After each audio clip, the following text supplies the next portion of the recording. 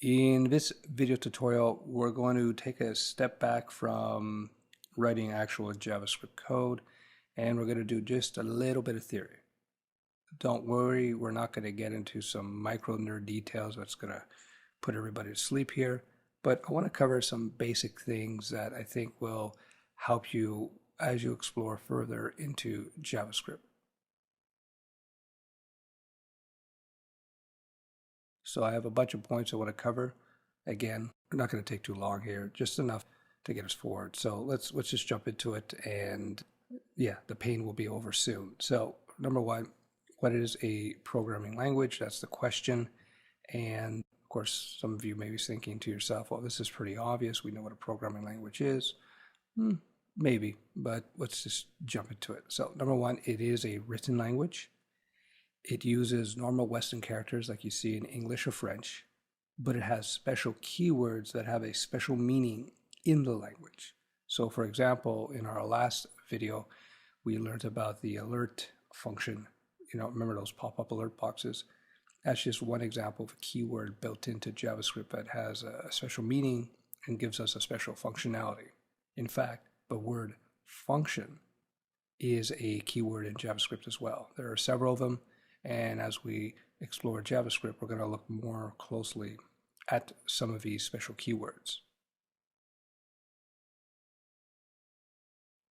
In a nutshell, a programming language provides a way to send commands, or in other words, instructions, to a computer. A programming language is actually created by programmers. This is an important distinction that JavaScript, for instance, is just one example of a programming language that was created by programmers. And there's a reason I mentioned that, and that's in the next point. There are many different programming languages because each one has its own specialty. So that's a question that I'm sure some of you are beginners to programming. You're asking yourself, why do you have so many programming languages? Why do you have JavaScript? Why do you have C#? Why do you have Cold Fusion, etc., etc., etc.? And the reason is because each language has its own thing that it does really well. JavaScript, for example, was designed to allow web designers to control web browsers. Here's an important point, the key of this particular video. So put on your thinking caps and pay attention to at least this part here, if anything. The written language, in this case JavaScript, is actually processed or read by the JavaScript engine, or in other words, the JavaScript interpreter. So you can see JavaScript as being both a human readable written language as well as being an engine software that processes the language and executes the code. So the JavaScript engine, a piece of software, is actually installed into all modern web browsers. So I hope that little part sinks in. You can think of the JavaScript engine as being a separate program that's installed inside a web browser that lives in the web browser. And the JavaScript language is the written language that has special commands and keywords that allows us to tell the engine how to manipulate the web browser. One last point, quick point, JavaScript and Java are not the same programming language, and they in fact serve totally different purposes. I mention that because a lot of people think that they're the same thing. So JavaScript and Java are not the same language.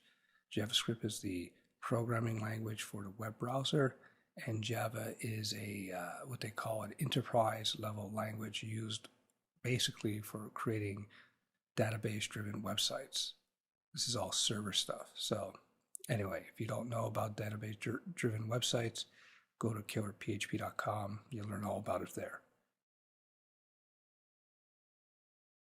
And the final point I want to cover, this is an interesting one. Why aren't CSS and HTML programming languages? In a nutshell, because you cannot make decisions and change things on the fly with CSS or HTML. JavaScript allows you to add controllable behavior to a web page. That's the key point. It allows you to add controllable behavior to a web page. So for instance, you could use JavaScript to check what time of day it is and to change the web browser's background color, the web page background color on the fly.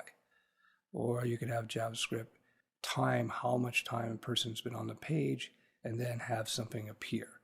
These are things you cannot do with CSS and HTML.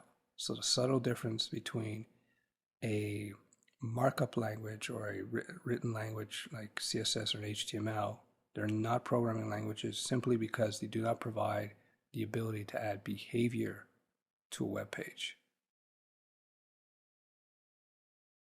So that's it for the nerd theory in this video. I promised it would be short, and we're about 6 minutes. It's pretty short. In the next video, we're going to jump back into some more JavaScript code. Just keep in mind what we covered here as we're working along, and you're going to see how understanding the fact that you have an engine running back there will make learning JavaScript just a little bit easier.